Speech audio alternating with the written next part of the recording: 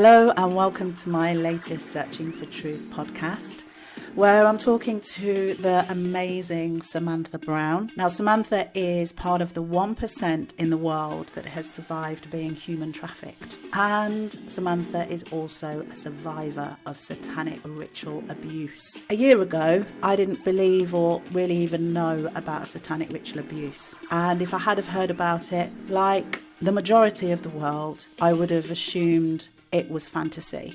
Now, when I say the majority of the world, I'll take that back because I am starting to realise that there is a whole world of its own with satanic ritual abuse. God only knows how many children are within this world. God, Satan, this is a whole new world for me. And I imagine for some of you listening, it's a whole new world for you too. But it's a world that we have to open our eyes to. Well, we don't have to, but I think we all should, because this is happening. It is real. And if you're still a little bit skeptical at the moment, I'm pretty sure you won't be after this interview. People really do need to wake up to this, because this is a huge, huge cult. And there's many souls within there that are trapped, being used and abused on all levels. And I just want to say, if there is anyone out there that wants to talk to me about their experience, then I'm here for you. That's what this platform's for. So let's get to it. This is the interview with the lovely Samantha Brown. I did have a starting point for this interview, but I'm not starting there. I'm starting just before then, because it's just, I didn't want to cut it out. It was just a beautiful bit that we were talking about before the interview actually started. So I'm going straight into that, and then you'll get the introduction. Okay, get prepared. If you don't know about SRA, just ground yourself. Get ready, because this is real and we're going into detail. This is the interview with Samantha Brown.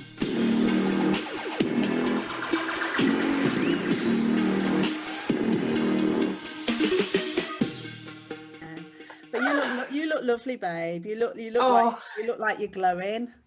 Oh, bless you. Thanks, babe. I do feel like I kind of have like shifted a lot of bad energy like this past year. So I don't know, even I feel a bit lighter in myself, and just, I don't know, I just feel so laser focused now, Donna. Like it's just consuming me every day. Yeah, I know. And I've really seen you in action over the last few months, Sam. And so I'm just going to do an introduction now. Yeah, sure, babe. And then I'm going to introduce a little bit about how I know you as well, and we'll just take it from there. All right?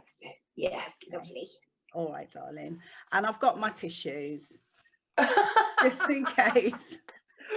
Oh, bless you. I know, even still now, after all this time, I still cry and get anxiety, because you kind of go back there mentally. So yeah, babe, we'll probably be blubbering messes together.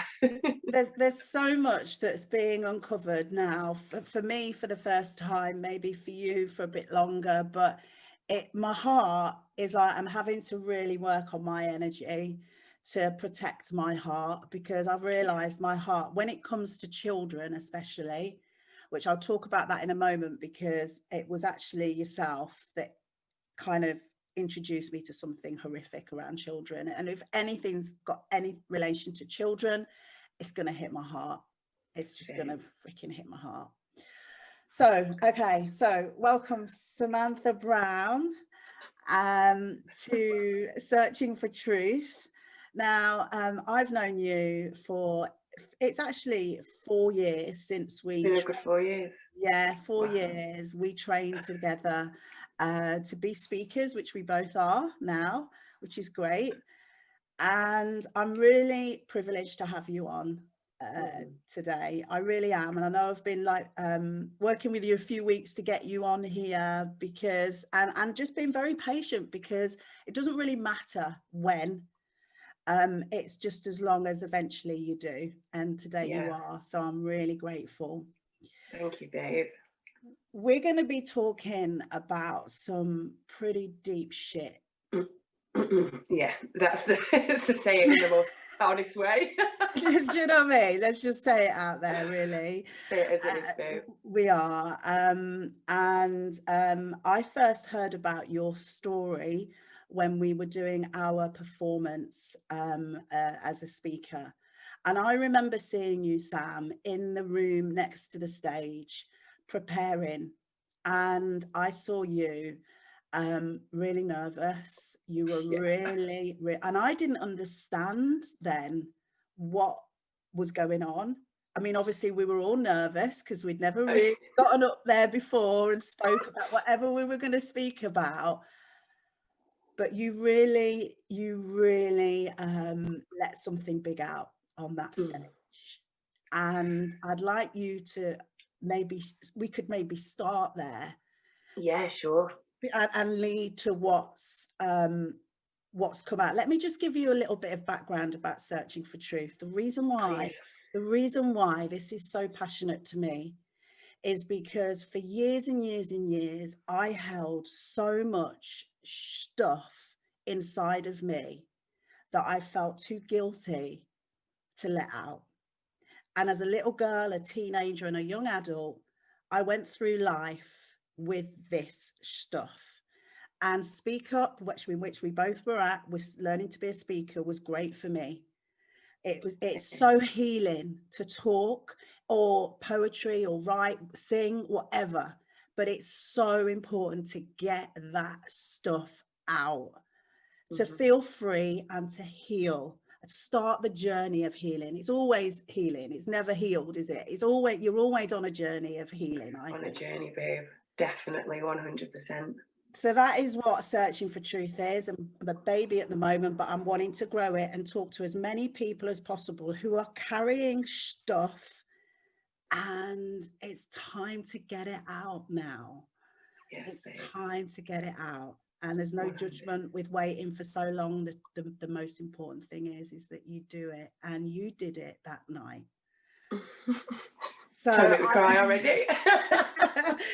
I saw it was an amazing talk, and I'd like you to share your story. I think maybe that's a good place to start, because that was your story. I don't know, but let's hear a little bit about Samantha Brown now. Sure, honestly. So I think for your listeners as well, I think we should put a trigger warning on. I know we said we're going to be talking about some deep stuff, but I always say whenever I do come online, I want people to understand that I am going to take you to a place that some people will find it really hard to fathom and really hard to digest. So please protect your energy and make sure that you know that there's a trigger warning on this, because we're going to be talking about some very hard-hitting stuff. So as Donna was saying, like the first time I guess I shared my story 4 years ago, it was mad because I didn't actually share all of it then. I am part of the 1% in the world who has survived being human trafficked. I lived, I guess, half my life expectancy of a human trafficking survivor. You're meant to last 7 years, and I was there for 3 of them. And I can honestly say I understand why people put a shelf life of 7 years, because I was decrepit by the end of my 3 years. So God knows how people last double of that. I'm also a survivor of satanic ritual abuse, and my abuser was a low-level member of the Illuminati, which is a cult. I'm not here to spread any conspiracies. I'm here to speak my truth. That's why I love this podcast, Donna, Searching for Truth, because I think I even had an element of cognitive dissonance when I got out of my own situation to think, was this man really who he said he was? And unfortunately, like they say, you can't take a horse to water. I actually got drowned in this shit, like big time. There was no way for me to deny this was real, because there was too many correlations between what you find out there and him actually saying what he did and doing what he did. So I am born and bred in Manchester, and when I did share my story at Speak Up for the first time 4 years ago, I delved into the human trafficking side of things, because I knew then at that point I had to speak. There was something inside of me that just said, Sam, like I've always, like you, Donna, had a bit of guilt and shame on me, that I couldn't protect people and I couldn't protect myself when I was in that situation. But it's only recently that I've really come out about this satanic ritual abuse stuff, and that is because my perpetrator got out this year. So do you think we should start from like when I was a kid and how this kind of led there? I think it would be a good idea to give a background to the stuff that you were holding in, Yeah, which inevitably in a lot of people comes from childhood. So yeah. or starts there. It's a cycle, you know. Yeah. So yeah, I'd love to. And I don't know everything either, so I'd love to hear. I'd love to Oh, hear. bless you. I think what you'll see on this journey as I go into my story is that I probably expose corruption on every level, but I also relate to people because everyone has been in that place where they've been vulnerable, everyone has been innocent, and everyone has been a young person growing up in a world that tells you to be normal but not that way. So I guess when I was growing up, the same as everyone, you think that you're meant to have a mum, a dad, a picketed fence, a dog, and everything's meant to be absolutely hunky-dory. Well, let's face it, ladies and gents, no one's family is perfect, and that is a big fact. There is no such thing as this perfect ideal family. Everyone is made of different parts and different places, and that's what makes it beautiful in this life, because I do believe that our family are here to teach us a lot of lessons no matter what path we chose to where before we come here. So my family were beautiful to me. My mum and dad, they were amazing for me growing up. But my world shattered very young, so I was about 11, 12, and as much as they loved us, my mum and dad, me and my siblings, like they didn't love each other, and unfortunately it was a very toxic domestic household. And I guess as a young person, even if you're not seeing these things, you are fully aware. Like kids are so susceptible to energy. Like we could probably learn a few things off kids, to be fair. I know you work with kids as well, Donna, so you know how beautiful that they are. And I picked up a lot of that, but I also kind of rebelled. I turned into, I guess, the naughty kid. I was looking for attention, and because I wasn't feeling like my mum and dad loved me, I went in all the wrong places. I was hanging about with older people. I started smoking weed. I was starting to drink on the streets. And this is where we need to understand that young people don't need to be shunned anymore. They need to be protected, and they need to know that this society that we're living in right now, it actually doesn't protect them. So it's up to us as a duty of care to make sure that we're changing things within this system, because it's been going on for too long. And all you have to know is since 2015, youth services have been cut 80%. So you can understand that there's hardly any support there. So me growing up, I guess we were stepping into that world where the world started to support people, young people, less. You know what I mean? Brownies and scouts weren't as popular back in the day. And yeah, I started to do rebellistic things. And this is where perpetrators come, guys. Like, you need to understand, we call them the forgotten children for a reason. Children in care, children who are from broken homes. And these perpetrators prey on these kids. Like, they really, really do. And at the ages of 16, I ended up meeting a girl that was considerably older than me. And it's mad because at the time, I just didn't know. And I always ask people, you know, when you was 16, 17, did you know what he was doing? Because I didn't have a fucking clue. And I don't think most people did. Did you, Donna? No, and I can really relate as well to what you're saying about 11, 12 years old. And I think that is, if you're not in if you experienced any level of trauma at that age through Yeah. 11, 12, 13, 14, 15, you are in an even more vulnerable state. Yeah, definitely, baby. It's unsecure attachment, and you start to create your insecurities from there. And if you do go back to most people's childhoods, that is where their attachment theory comes from, and you can have unstable attachments.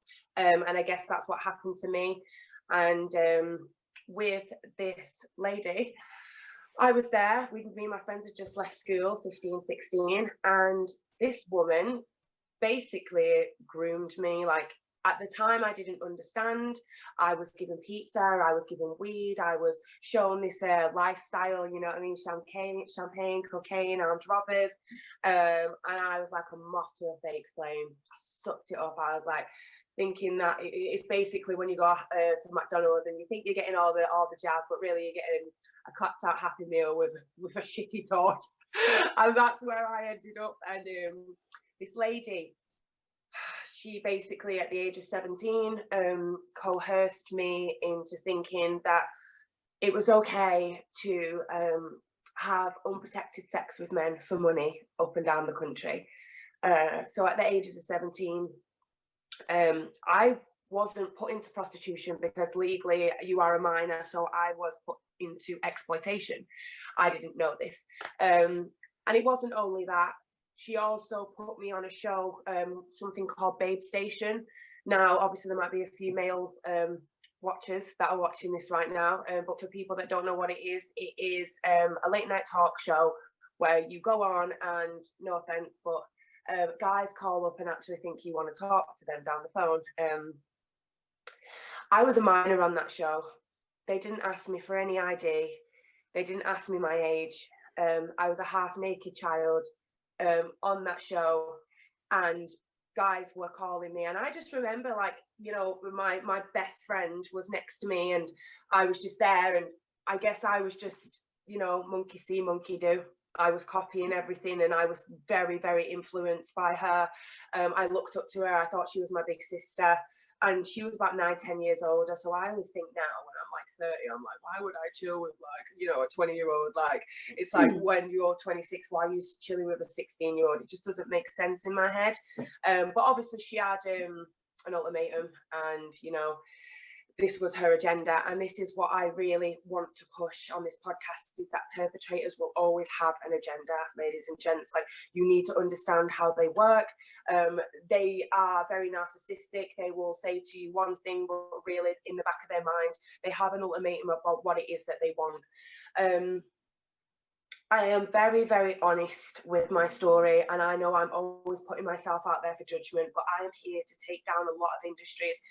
And at that point, I chose to go down the Wicked Witch of the West path, because that's the only kind of analogy I can give it, because we're all in this world on that yellow brick road, and we're kind of like trying to work out which way to go in life.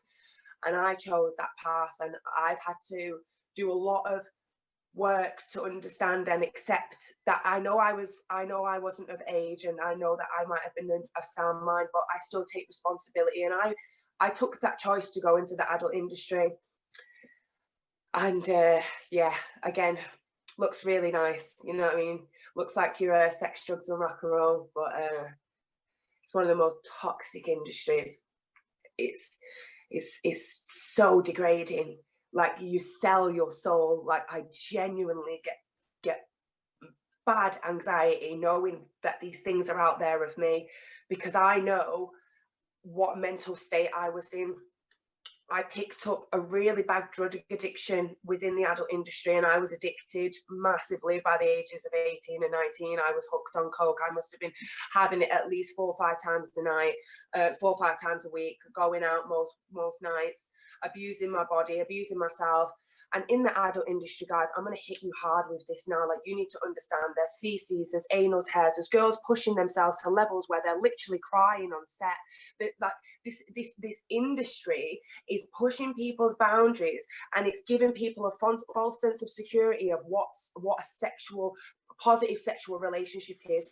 That is not what sex is, babe. Like, that is not what making love is. There's no boundaries, there's no respect. Like, I'm not being funny, but I was fixated on one of my scenes to the point of where I had to get passed out, because they could see how much pain the guy was putting me in, because I pushed myself to levels I never should have. I really did. And this is what I want to speak to young people about now.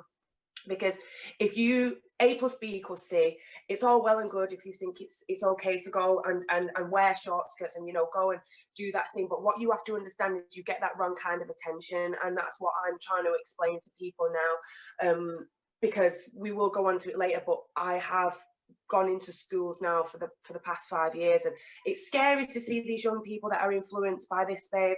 You know, these young girls do their makeup better than me. I'm a 32-year-old woman. They've got the skirts right up their body, you know, and then these young boys, they're exposed to this adult industry. Like 7-year-olds have access to adult content online now. This system is not protecting young people, and that's why it's actually a bit of a cry for help from parents and for guardians right now to look at what their kids are looking at online.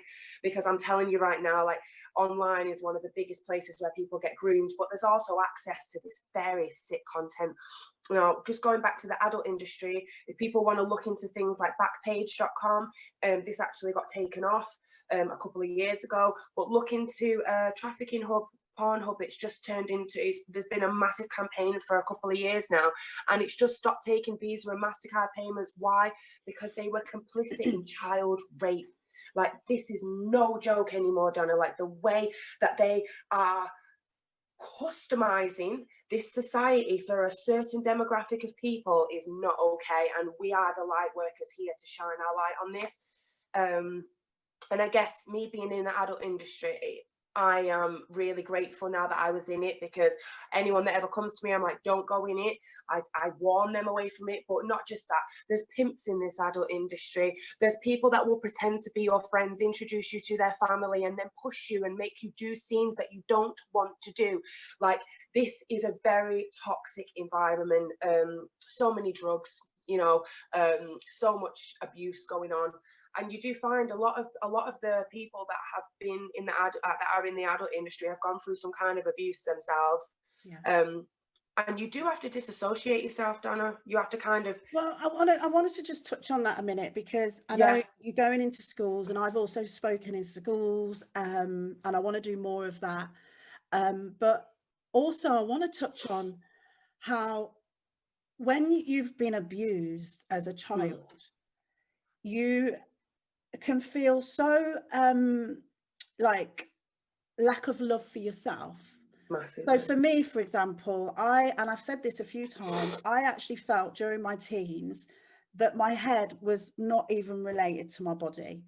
So as far as my body was concerned, I was very promiscuous as a teenager.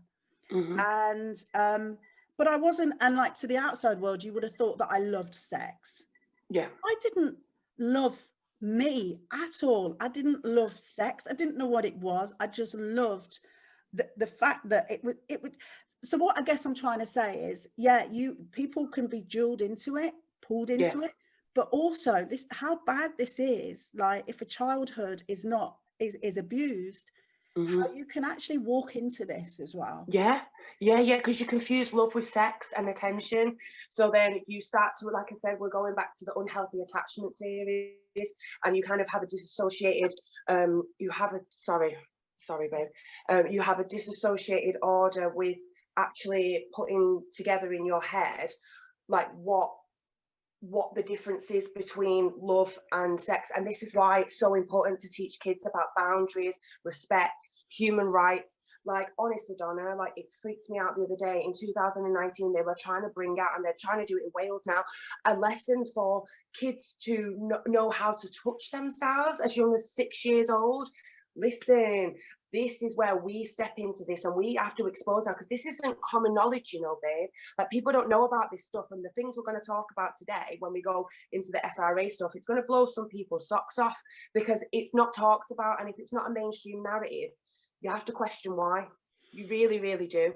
There's so much going on at the moment that my hope is that something, and I might be living in la la land, but that something is going to change. It's going to change. The likes of you, me, and so many more people that I'm aware of now, a lot of them through you. So I'm eternally grateful, because I think we're all connecting, but it's not just us. I'm feeling it on the collective.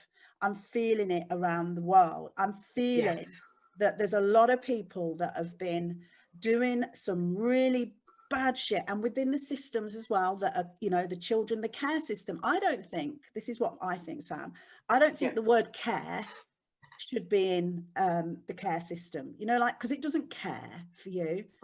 I don't think the word family should be in family courts, because I don't care about the family. You know, the systems that are kind of underneath everything that's going on, the people, is broken. Yeah, babe. And Yeah. I've got a feeling that there's some things going on that's going to actually expose all of that.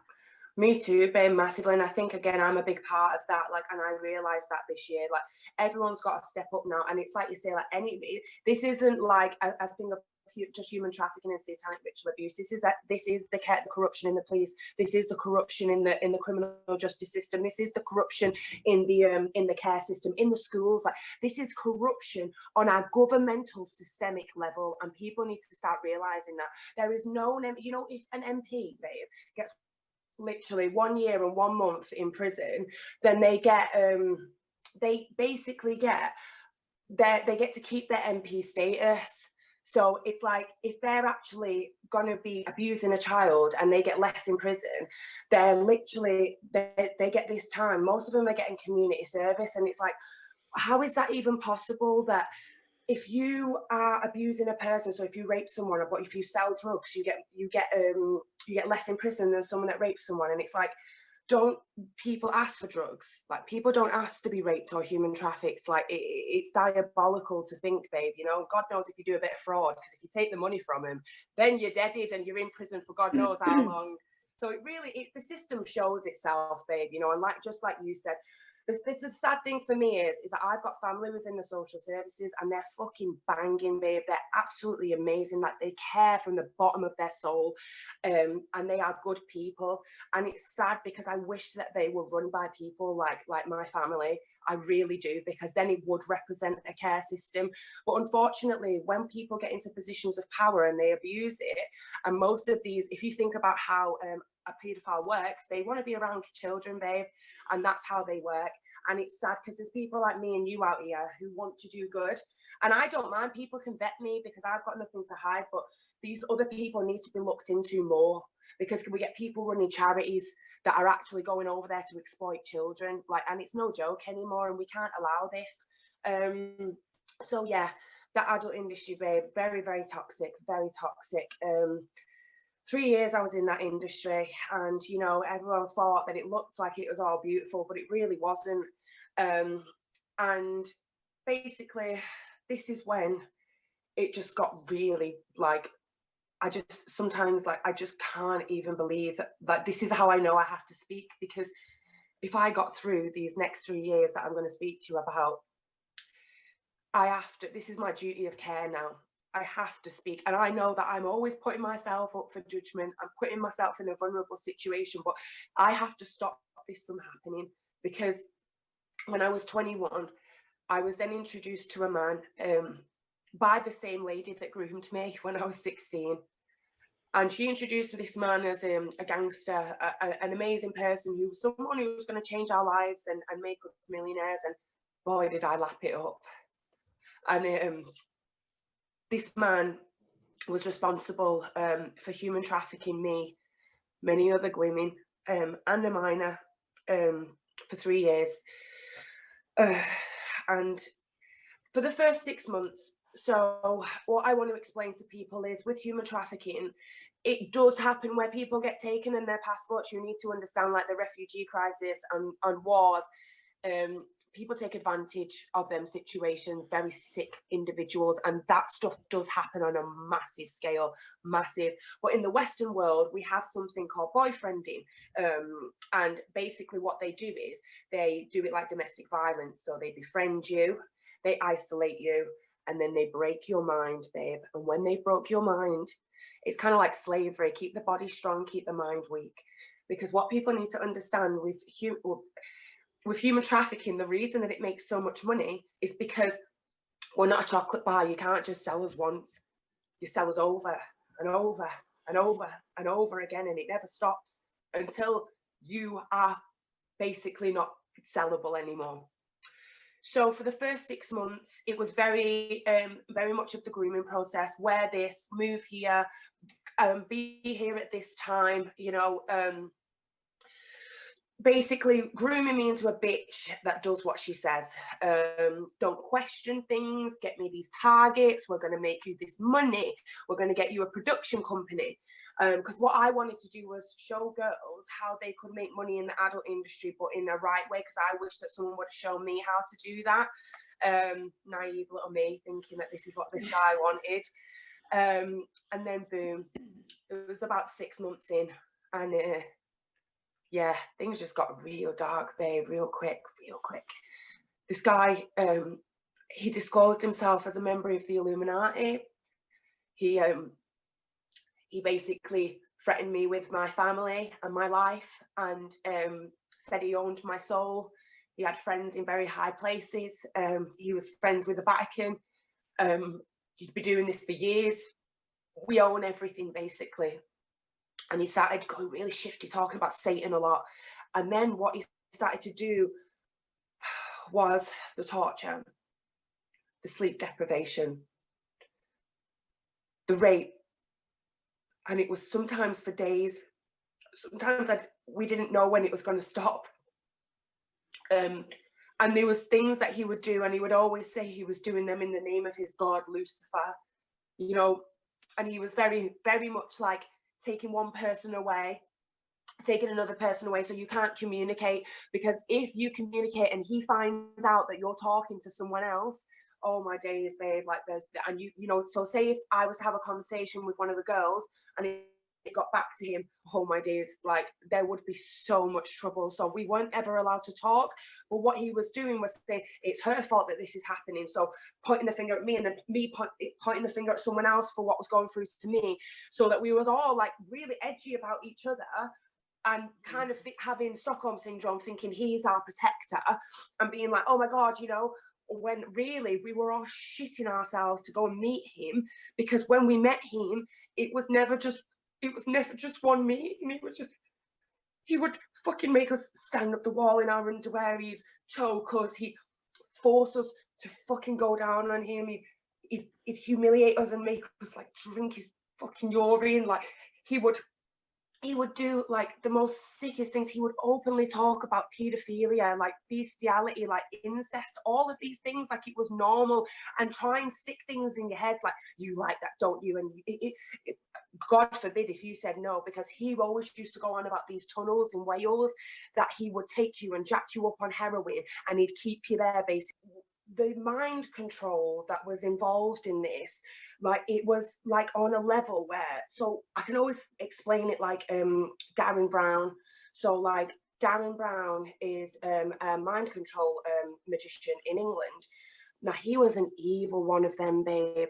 He used to like literally gloat about him and his people ruling the world. He used to go on about New World Order, the revelations, like drill it into me. Like, and honestly, like this is why now everything makes sense to me, because of what, like I've had so many years of therapy about this, and it's all kind of digressed, and instead of repressing it, I brought it up, and I'm like, 1 minute, like I'm listening to other survivors and I'm like, whoa, like, and obviously like I think it took me a couple of years after what happened, and I was like, no, this guy was who he said he was, and this is very, very real. Now me personally, like I never got took anywhere else, but there was the survivors that I've spoke to that are involved in this, and the things that he's done to them, he's took them places, you know, he's done things to them, and it's like, I'm like, wow, you know, and this is the thing, Donna, what I need people to understand is that guy took our money, he started giving it to single mums charities, and then he went and go and tried to groom these women in these charities. Like, this is no joke, Donna. They're wolves in sheep's clothing, and they pretend like this is what they do. And he used to gloat about it, like, where do you think I've put the money, Sam? And I'm just like, I don't know, like, do you know what I mean? Like, I don't even want to know, like, and little did we find out after that's what he was doing. He had kids. So like, he had a cycle, didn't he? He had a way of cycling and getting these young women, into his Literally, babe. And honestly, so this is the most upsetting thing, because people judge homeless people, and it's so unfair, because he used to bring these young girls, or just girls in general, off the streets, you know, addicted to crack and heroin, and he would literally get them there, babe. And basically, when you're a heroin addict, basically it goes into your bone marrow, and you can't survive without it. And that's why it takes a lot for people to come off that drug. But what he would do would get them to rattle in front of me. Now, what a rattle is where you deprive someone for so long where their body breaks down. So I'm seeing these women shit themselves in front of me, like being sick, and he's like telling them like, you give the money to her, like, and so obviously like I'm being made to get this money and give it to him, and he's, babe, I worked out I give him $250,000 by myself. I was made to give at least $5,000 a week sometimes, and he said, like, I would never not get that target, because if I didn't get that target, I just knew what would happen to me, but I just worried that something would happen to my family, because he always said like, my mum and dad would always like, they just fucking get it. And I believed him, and I was just so scared. And yeah, the fear really, really hit me so hard. And it was mad. So like, it's the fear that keeps everyone quiet, isn't it? The fear that these put, and that's deliberate. And I think from what I've heard of SRA, because it's so bad, it's unbelievable. So actually, you've got that fear held inside yourself, which I can even see in you now, and I can see, and I get it, but you're still carrying it now. I saw you when you went to Speaker's Corner. You know, this shit is like so big to talk about, because it's huge, and it carried so much fear and guilt and shame that to cleanse that completely, I don't know if it'd ever happen. But that fear is what keeps them. And what I've heard is it's even harder for like these young children to share SRA, because it's so unbelievable. And they're actually taught to do it themselves. So that imagine the guilt that they are then carrying themselves. And I don't know whether this is how it works, but I can almost feel into how this creates the evil. Because once you can implant to a child that they are evil themselves, well, how do they come good out of that? The cycles of abuse, they continue. But I just want people to understand, like, I'm getting this taken off, but I got branded. Like, this isn't a joke. Like 666. Like, if you look into things like Nixium, like they branded their victims as well. Like, this is an occult process. Like, this is something that's very, very serious. Like, and this is why, like, people need to understand that this man, like, this doesn't just happen at elite level. Like, this man he was just walking the streets. He was wearing George clothing. He used to love the fact that he was just a normal guy. Like, he was like, no one would ever think that of me, wouldn't you, Sam? Like, and it's true. Like, you wouldn't look at him and think that he would do these types of things, because what does a paedophile look like? What does a human trafficker look like? What does a predator look like? I'm going against the grain. My girl was that was a grooming person. That was a girl. They come in different forms. It knows no race, no color, no gender, no sexuality.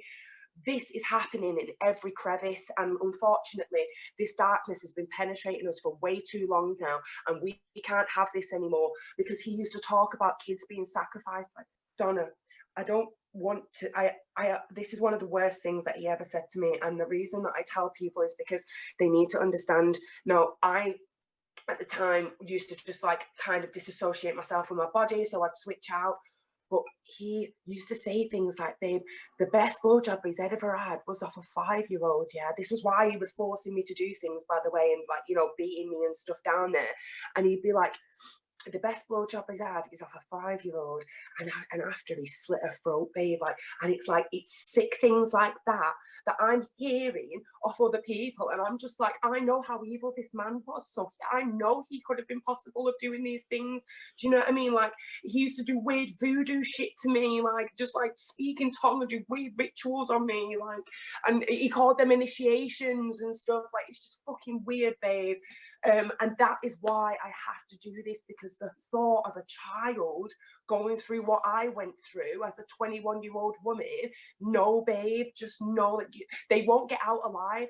I've nearly like wanted to end my life so many times, and then we have the likes of people like Jeanette Archer. I'm like, come on, like, I can't live with myself knowing I didn't try, you know.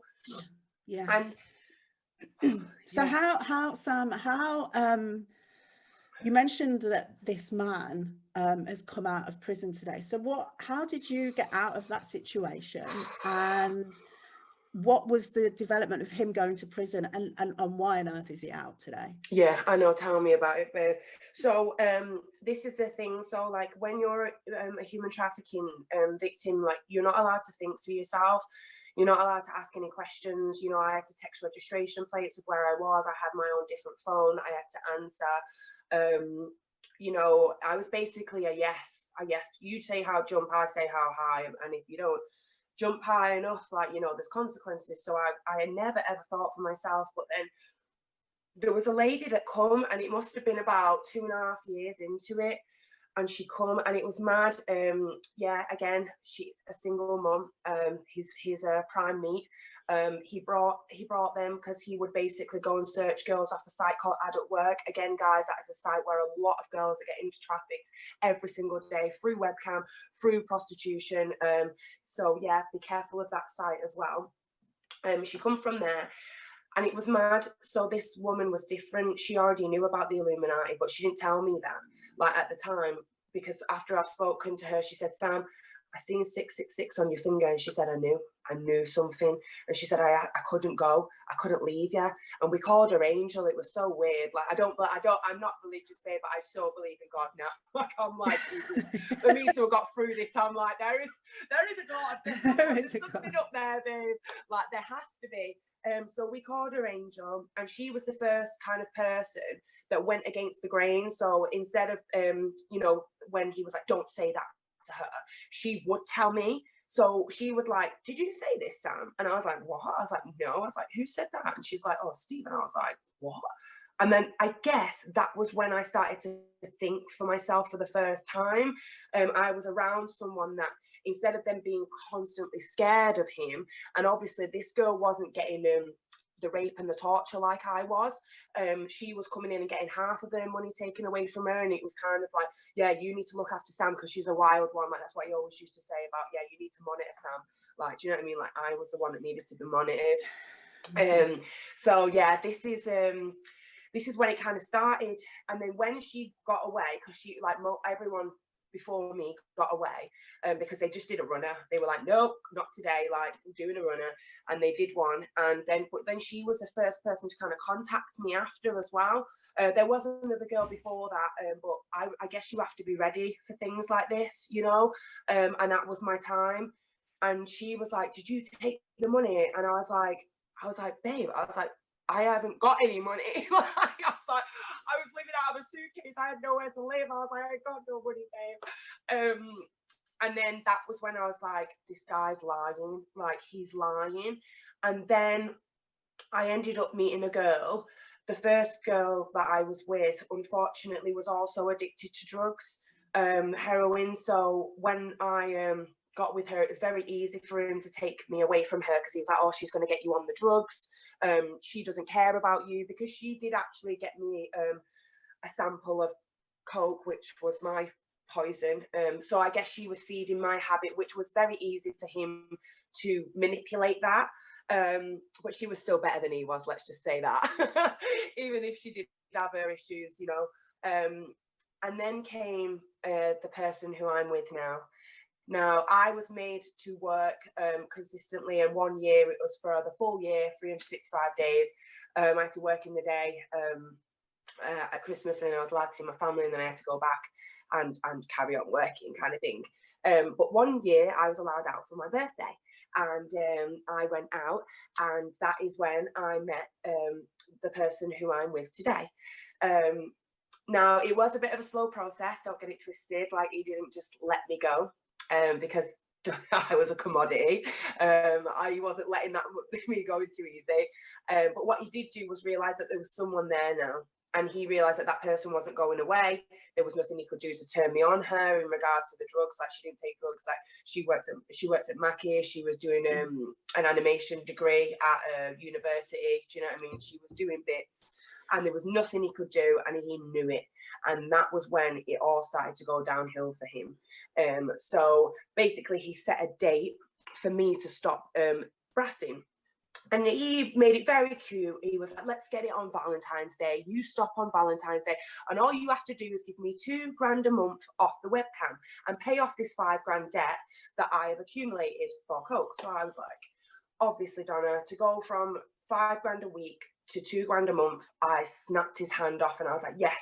I was like, I'll do anything. I was like, just to be able to spend time with my partner, you know, live this kind of normal life. You know, I will give you the money to protect my family. That's cool.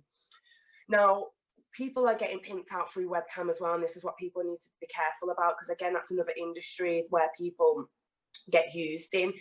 And but even still, like £2,000 is still a lot on there. You have to be on there consistently every day, and I couldn't get the money because I had bills to pay. I had a girl that was leeching off me at the time as well, and she was basically living in my house scot-free and stuff, and yeah.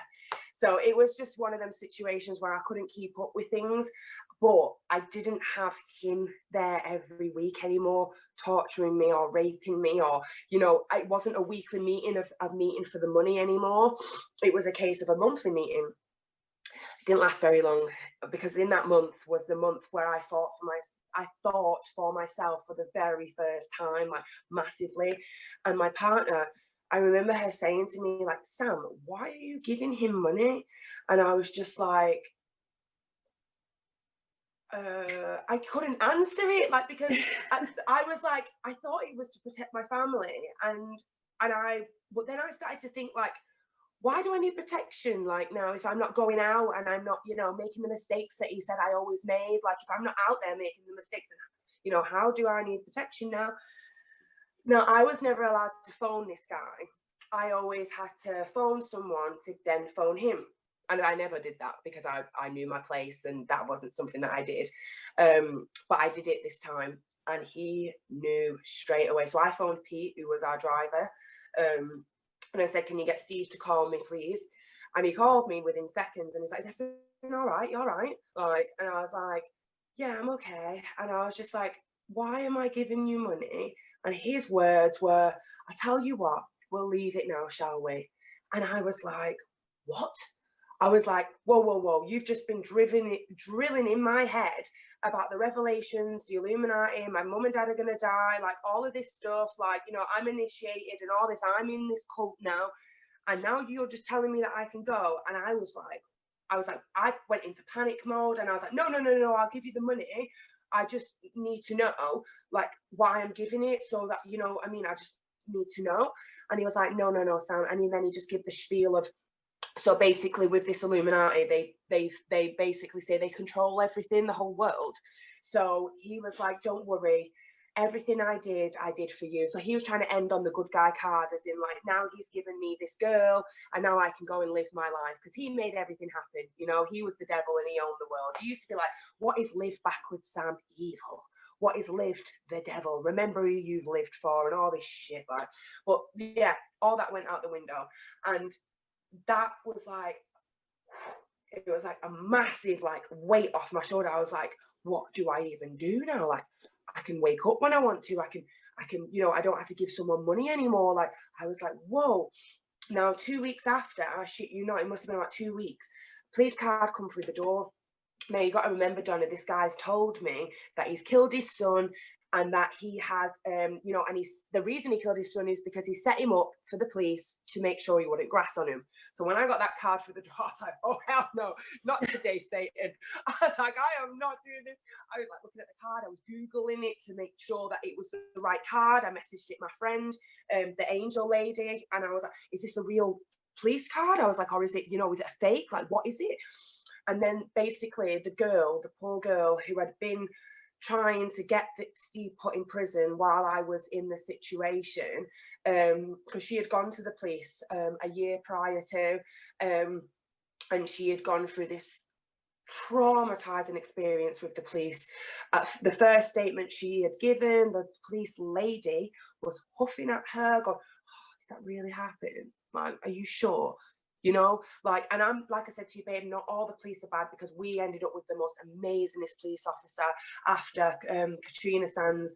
And again, the reason that I'm saying these names is because this is public domain. Like, this has actually been put on the internet. Stephen McAllister is on the internet. He's been outed by by the media of the evil pimp of Birmingham. Like, this story is out on the internet if anyone wants to look at it. And Katrina Sands' name is on there because she was our police lady that was incredible for us. She was kind of like the first person who was like, Sam, I know you're telling the truth. And it was just so much for me to be able to have someone to tell me that. So obviously, like, going through the court case, it was an ordeal in itself. It took a couple of years, a few years for the girl that had gone, bless her, by herself first. But then once we started to gather evidence, because once I got that phone call from that girl, I was like, bum this, I know it's real. And I knew that I owed this girl a lot because she tried to save me and she couldn't, you know, and it just meant a lot to me that I could do this. And I just thought, you know what I mean, I want to be part of this change. And we went to court, and it was for 3 weeks in the Crown Court in Birmingham. This guy was from Birmingham, like, you know, and yeah. So he didn't get found guilty of the rape or the torture or anything like that. He only got found guilty of human trafficking, and he was human trafficking a minor as well. He got 8.5 years. Now, he got out in 4 years on good behaviour.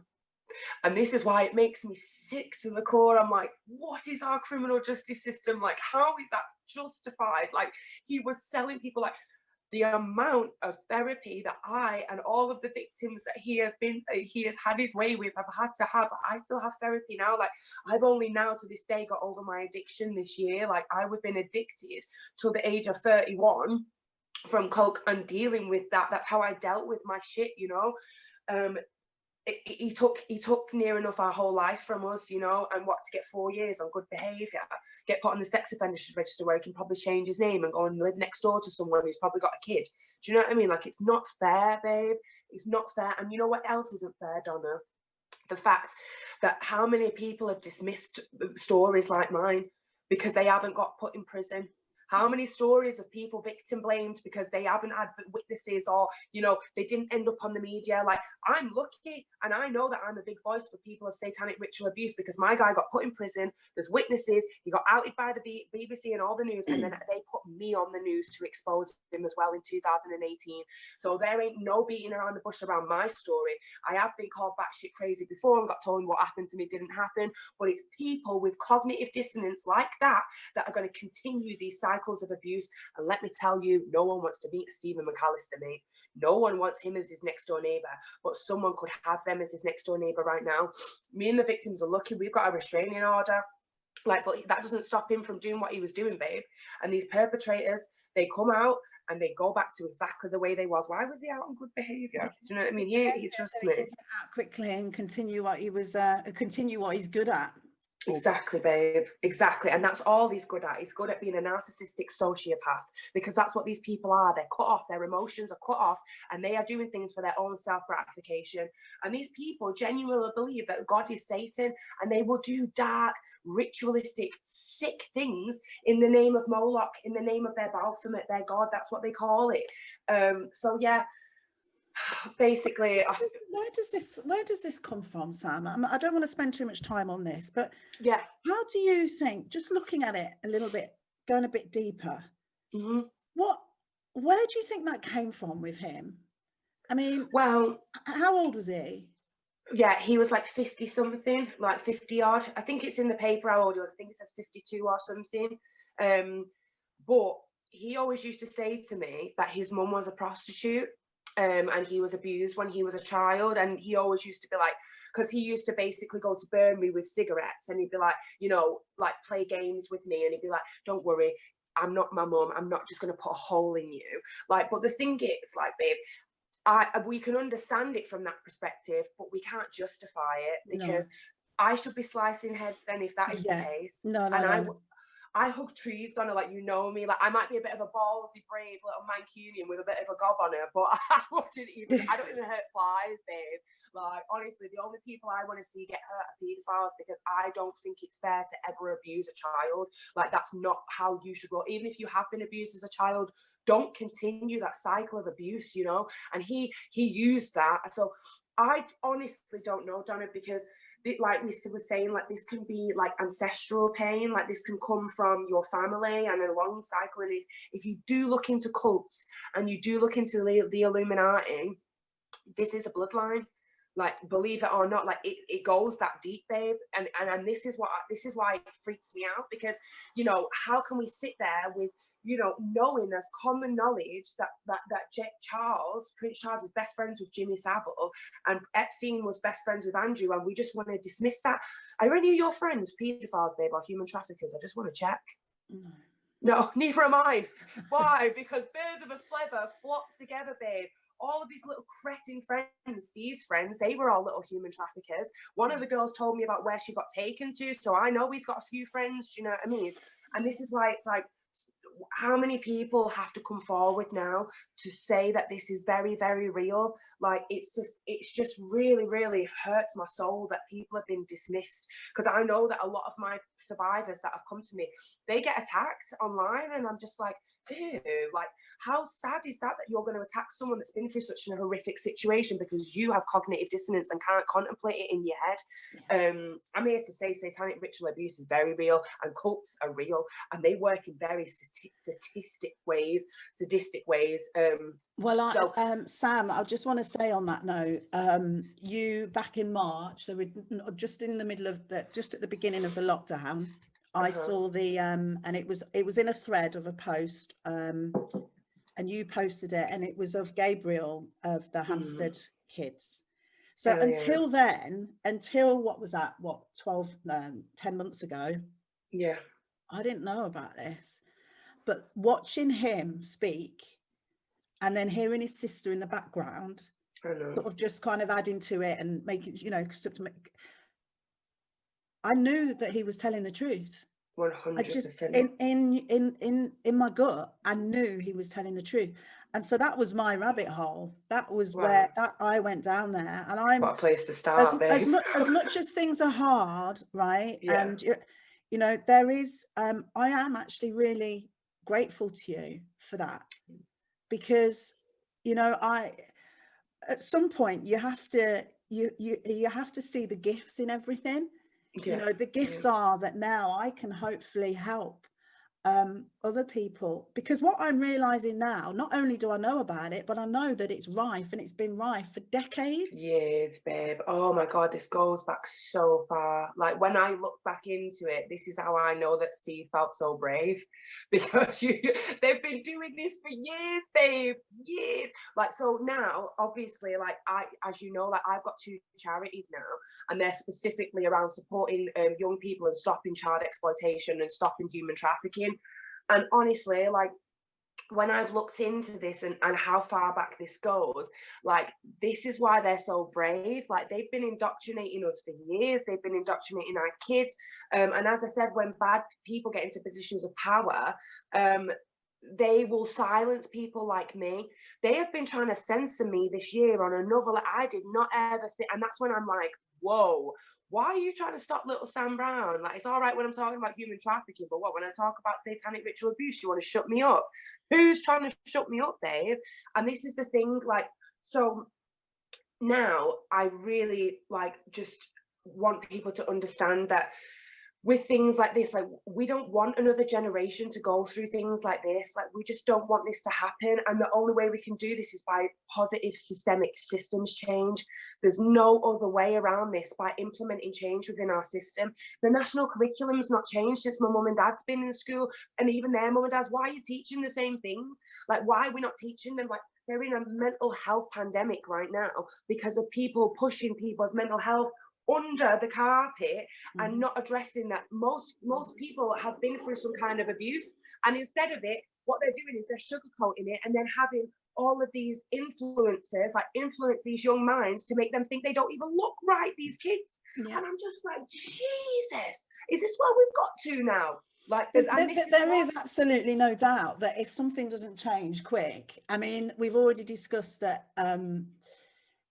well, we don't know where it comes from, but we know that, for example, this Steve McAllister, his mum, his childhood obviously wasn't great. How many children at the moment growing up in this current society and around the world, more so than 10, 20 years ago, it's getting worse. So the whole problem is just going to get worse. But we're not gonna focus on that darkness. No, we're gonna be putting a stop to this. And you know what? I know in my gut, when I was growing up and I was a young adult and I was doing things and getting involved in things that I shouldn't be, and I was on drugs as well, and I've still oh, where have you gone? Sorry, babe. The pictures. It's a nice picture, by the way. Sorry, lovely. I knew in my gut that what was going on with me was I knew that there was good in there. And I think when you're abused or you've gone, whatever's happened, what they do, and I discussed this with a lady about sexual abuse, the bad energy they leave with you. Yeah. So we are carrying that bad energy, and we're left with it. But the hope is there are so many survivors out there, and there are so many people, children, that are going through it right now.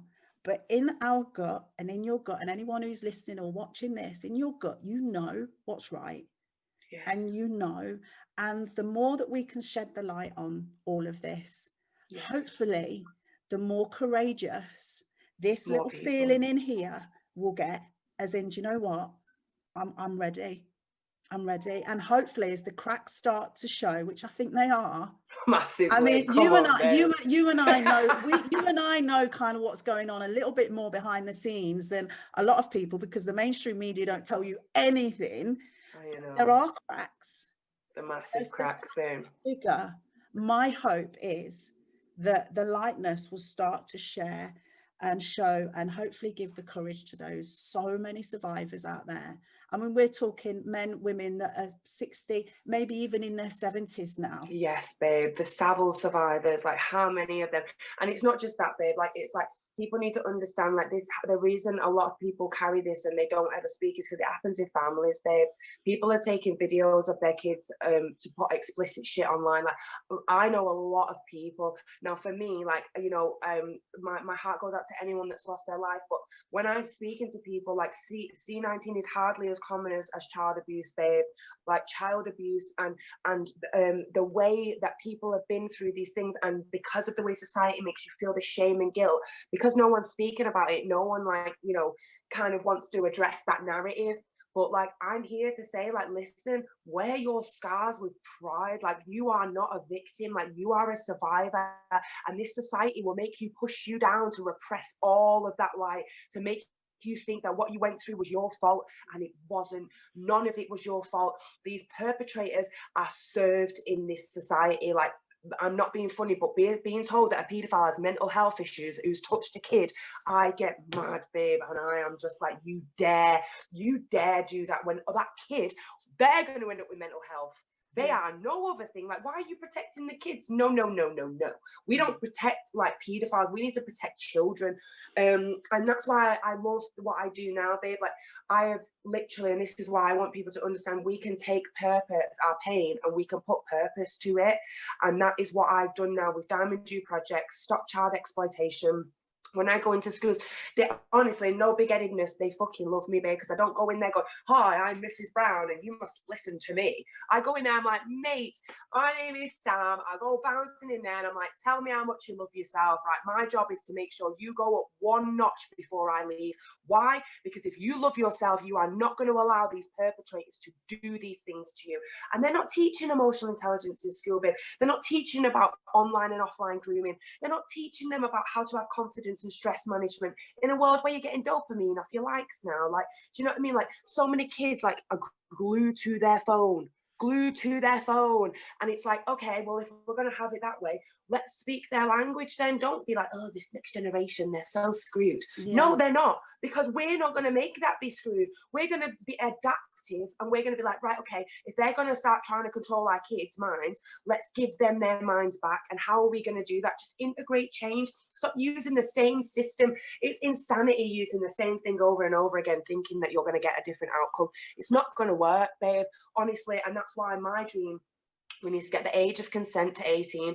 These, I'm not being funny, babe, but these paedophiles are getting away with things because of the age of consent. People are getting dismissed. You know, it's just horrific to think. Like, I mean, I'm not being funny, but I've only just found out who the hell I am at 32. So God knows, like, the kids now when they're growing up, how confused they must be, because I certainly did. I'm at 40 now, but I didn't know jack. Yeah, Like, yeah, no, I'm with you, totally with you. I love the sound of your charities. I know I've heard about them before, but I will definitely list them in the thank you, babe. in the comments below. And have you still been allowed to go into schools? Has there been an impact because of what's been going on? C19, yeah, been massive impact, and that's why. So I guess again, I've been adaptive with this, and I'm like, you know what? Okay, if I can't go into the schools just yet, because of the restrictions, then I now have shifted my focus to my charity making a documentary this year around human trafficking, because if they try and stop me one way, I'll go another way. But then I'm trying to develop online courses and stuff. But I will get back into the schools. Like, my stuff's going to end up in the national curriculum, whether they like it or not. I'm going to be having the teachers bouncing around with the kids one day, I'm telling you, loving them, fist pumping them, and everything's going to be an actual, like, a good experience for kids, you know, because that's what it's about, creating a safe environment and a safe space for children to be able to excel, not to push them down, make them think that they're a number, because none of us are numbers, and this system makes you set you up for failure, babe. If you follow it and you think that it's there to help you, like, watch, I'm just going to be like, oh yeah, I'm just going to, you know, just be a number, and we're not. Like, we're not a number. We are a beautiful being that is here to become the best versions of ourselves. And they need to teach that to kids more, you know. I'm so glad you're doing what you're doing, and I'll just share with you what there's a lot of cleansing and work that needs to be done to get to my why, my big why, and the work that you're doing and the work that I'm doing, especially with the children, hopefully will help with that cleansing and fixing process. But for me, the world right now is upside down. Like, the children are kind of like, they're not even in there. And my why is that every single child born into this world, onto this planet, it's like gold, you know. Every child has unconditional love, if not from their families, then from someone. And it's almost like more important than anything for that child, whoever, wherever it came, whatever. That's the world, you know. Whereas at the moment it's the other way around.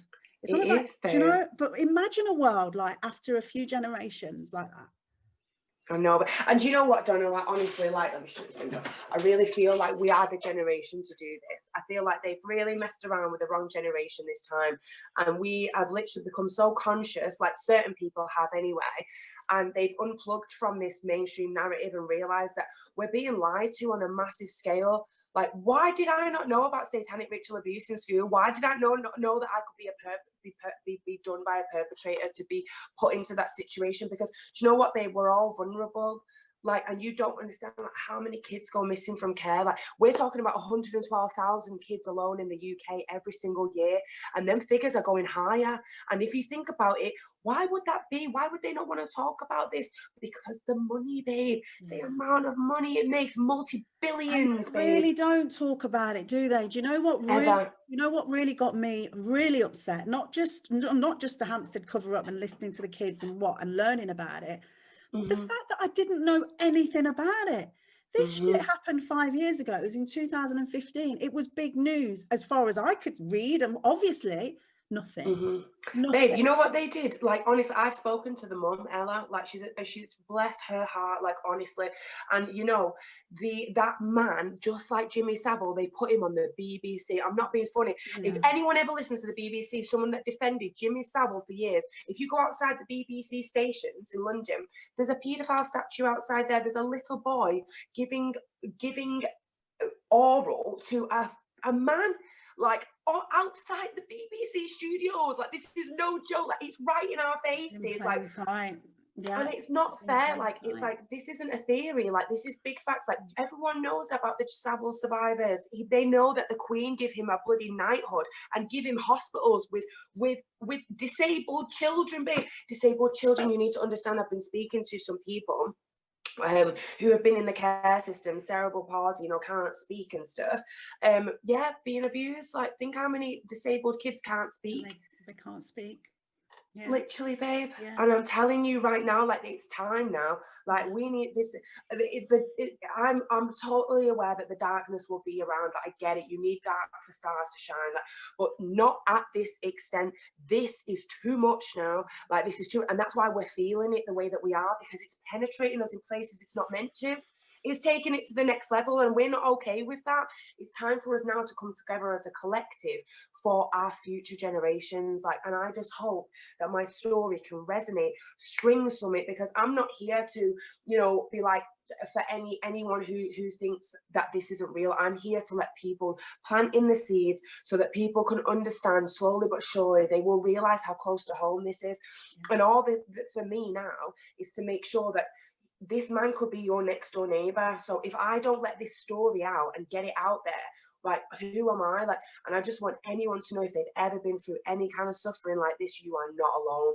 Like, I stand with you strong, because we are survivors as one, babe. And I just want to let people understand that message. It is almost as if more people, the people that have gone through some kind of shit, abuse, whatever it is, whereby their perspective has been forced to open a bit wider, they're able, like for me, for example, that when I saw Gabriel speak, I knew I had to go down there.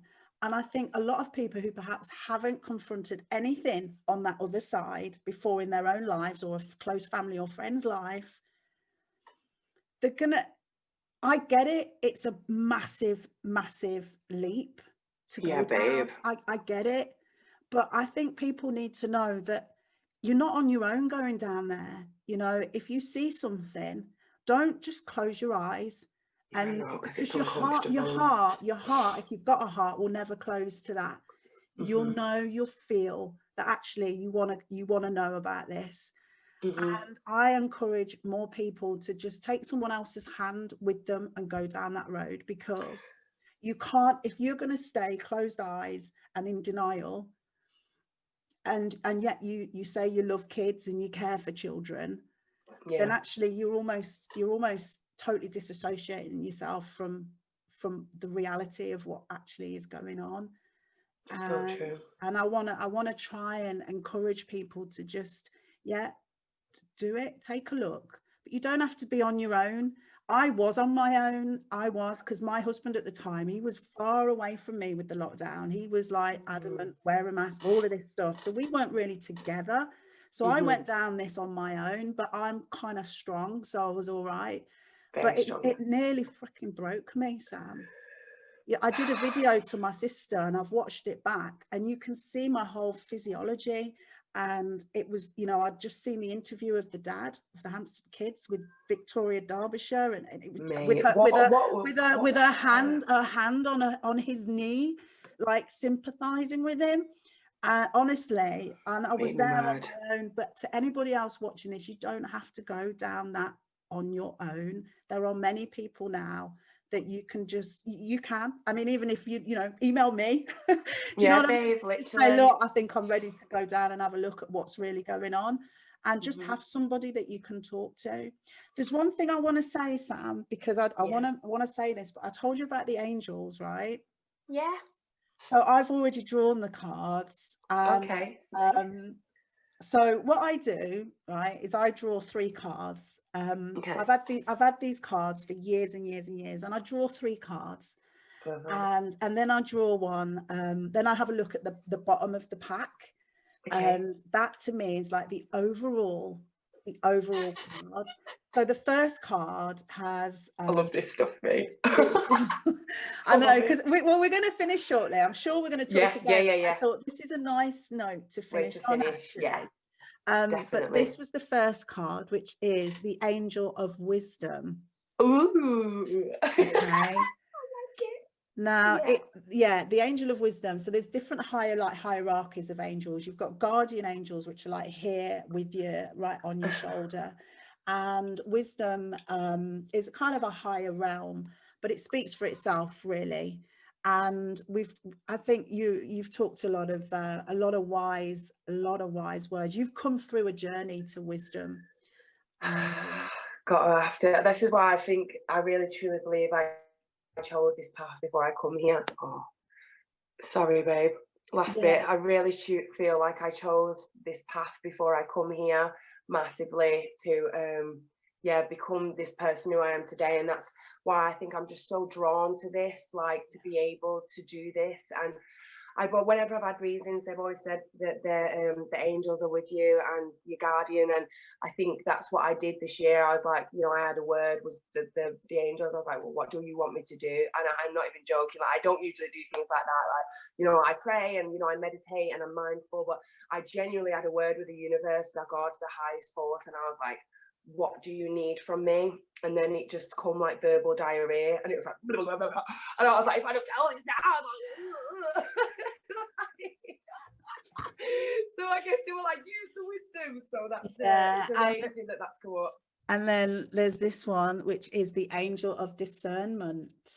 Oh, what does that mean, babe? So I'll actually get the gifts of earth for this card, but at the bottom of this card, it says, through the grace of the divine, I'm able to know the right path. It's about being discerning and knowing. It ties in a lot with the wisdom. I'll get the gifts for earth from this card. I'm not a medium, by the way, so I'll get the gifts for earth. Now, youth, the guardian angel of youth came up, which I thought was really interesting, because at the time that we were talking, you were talking, it really did tie in. We're talking about, you know, youth, when it is I think we were talking about when, you know, 11 teenagers going on into this. So that came up, but the overall card, this is the one I'm really, really excited about, because the overall card is always, it kind of encompasses everything for me of the interview and the reading, and yeah, this is it. It's the angel of forgiveness. Oh wow, yeah, babe. Is massive. Forgiving. I have been on such a journey, and still am, of learning to forgive myself, because actually I didn't do anything wrong, but you still carry all that weight as if you're to blame yourself, and forgiving everything as well. I know that might be a hard thing for some people, but I have forgiven my abuser. Same, babe. Like, I was just about to say that, and it's like, this is where I need people to understand about how doing your shadow work and doing your trauma release work is so important. Like, I've actually gone back on my timeline, and it sounds really weird, but hugged both of my abusers, like. So the girl that groomed me and Stephen, like, and it's weird, like I went back to my parents and I hugged them, and I tried to go back to my parents' childhood to even hug them, because I knew they'd had some shit happen to them, and it was such a releasing experience. Like, I would honestly ask anyone to do shadow work, to do trauma release work, to find that forgiveness for your perpetrators, but most of all for yourself, because as empaths, as conscious people, we blame ourselves. We always do. And even if we try and be like, oh, I hate that person for doing that, you actually more so hate yourself for allowing that to happen to you, because deep down we know that we're good people. Like, I know I'm a good person, babe. Like, honestly, like, I know if there was more of you and me in this world, we'd be all right, mate. Do you know what I mean? We'd have a few, you know what I mean? It'd go a little wild every now and then, but it wouldn't be anything like the darkness that has been consuming us for years. And that's what it's about now, babe. Forgiving everything in our past so we can heal, so that we can heal Gaia, because that's the only way we can be our best selves, is by healing. Yeah. And also, I'm just looking through here as I'm talking to you, but I think also finding the gifts in everything. So for me, I've said this a lot, and it might be hard for some people to be able to do this themselves, but for me, looking back now at everything, I actually wouldn't change anything. I wouldn't go back there, and I wouldn't want to do any of it again. You know, like I've got some friends at school that would be like, oh, wouldn't you love to go back to school? School for me was where it all really went Pete Tong, you know. Bless you, babe. I would not want to go back there. Same. But now I am where I am. There are so many gifts that I have taken, and I actually believe on a soul level I came here to experience this and get all these gifts to then share these gifts with others and help others find their gifts. Do you know what I mean? I get it now, I get it. But same. I love that. Back there though. Mate, you'd be like, what? I chose this? Are you mad? Why would I have chose this shit?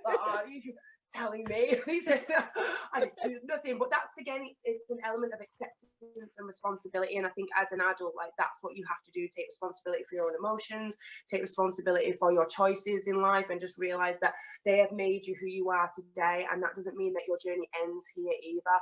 It's consistently about becoming our best selves.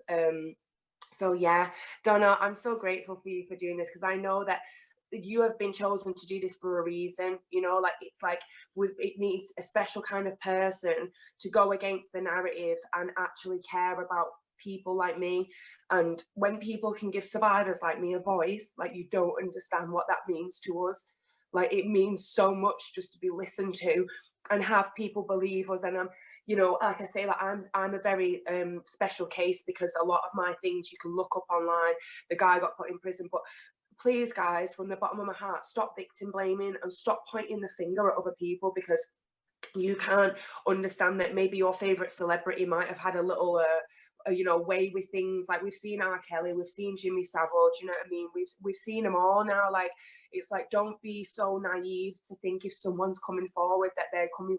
No one wants to come forward and say they've been raped, okay? Like, that's not okay. That's not what we want to do. It doesn't work that way. So yeah, fingers crossed for the future, babe. And I think things like this are what are going to start shining more light for people. So yeah, thank you for you, and thank you for your search for truth. Thank you for that, and I get what you're saying, and I do feel that I am in this space, because I also do know how hard it was for me to admit to a very good friend certain things in my life. I remember feeling that I'm seeing around me in survivors. I've seen it in you, and it doesn't need to be proved. Do you know what I mean? It's like, for me, on a human female level, yeah, babe. certainly I just know. And I also know that I've been guided to come here and do this, and I'm sure we may even collaborate at some point, because I'm working on an online program as well. I want change. My why is never been clearer, and the more I'm finding out these gifts of finding out everything, which is not nice to find out, but it just makes my why even more solid. Yeah. For the first time I can actually feel it, and I'm like, no, this is what I'm aiming for. With help, this is what I want. This is the new world I want for my kids, my grandkids, the new earth. just to let you know, Sam, so discernment, and I thought it did, it came straight after wisdom, actually, in the book. So it's in the same realm. It's actually Heaven of Paradise. And to offer discernment, the angelic function, to offer discernment to all who walk the path of light. The gifts for Earth is, this angel can help you to know your right path, choose what is really good for you, and know what will serve your highest good and greatest joy. So that is, it teaches us, this angel teaches us to honor our inner voice and to listen to our hearts. If we were given complex choices which involve making difficult decisions affecting our spiritual evolution, this angel helps us to choose the right path. Wait, the angels don't lie, do they? You know what I mean? How many coincidences until it's facts? Do you know what I'm saying? Like, we've got to take these signs. They've turned intuition off in this world and turned their mainstream narrative on. And let's just face it, that's what they're trying to do. And we as a collective, I'm not going to allow this anymore. And I am going to be a spokesperson for SRA and for human trafficking until the day I die. And I know I ain't going nowhere. I'm protected massively. And it's from something a lot higher than something that is as dark as they are. So yes, babe, and now, because we're together, it's even more powerful, because the collective consciousness is what it's all about, babe. So yeah, absolutely. so brilliant. Oh, thank you, Sam. Thank you You're so so much. welcome, babe. And thank you for having me. I'm sure we will talk again 100. on Searching for Truth, because And we're going to get Samantha Baldwin on as well. So yeah, a couple of people. I've just messaged one of her on YouTube actually, and she's come back to me, and I've just watched another one of her videos. I'm still building my heart for her book, but I've watched all her videos, I've watched her story, and you know, as part of my why as well, like more immediate, if you like, is there needs to be an independent inquiry on any situation where children, especially if children have admitted abuse and are now back to the abuser, there needs to be an independent inquiry on all of those cases. All of them, exactly. Judges. And all of the judges as well. This is what I'm saying. Like, it's like, this is it now. And it's like, like I say, not everyone is bad. Our judge was amazing. Katrina Sands, amazing police officer. You know, my family, amazing social worker. But there is cretins in this society, and if we don't differentiate between what's good and bad, we're going to keep continuing to be fooled by wolves in sheep's clothing, and that's what we need to stop now, you know, more than ever, to stop our cycles, babe. So yay! Well, I can't wait for you to get all these beautiful people on. Let's get Emily Clark on as well, babe. She's a good one as well. Emily Clark. I've heard of these names. It's through you, Sam. You're like, you know, I'm just like. I'm just dropping bombs again, baby. To start searching for truth as well, like with these people. No, it's good. Just keep doing what you're doing, and I'll just keep doing what I'm doing. And I love it. this is I think this is going to be a good year. I know there's going to be a lot revealed. It's going to be hard on the heart for a lot of people. But sod that, we need to save the kids, mate. I swear to God, people need to check themselves now, because this is what I keep saying to people. Like, if you think it's uncomfortable, how uncomfortable do you think it is living with it? Because that's what people need to remember. Like, we can't stay quiet because it's uncomfortable. No one wants to know that kids are going through this, and the only way we can do that is by stop looking the other way, just because we're uncomfortable with it, you know. So all right, my darling. Thank you, Sam. Thank you so Angel. much for coming. I'll send you my links to my charities as well, babe, so you can stick them on there for please me. do. And anything else that you may have mentioned, that you think you may have mentioned or you want to mention, I can stick it into the podcast notes below. Oh, amazing! I can't wait. Oh, Donna, you're such a light. Okay, darling. Love you, baby. All right, gorgeous. Have a great day. Okay, Donna. I'll message you you. too. Take care.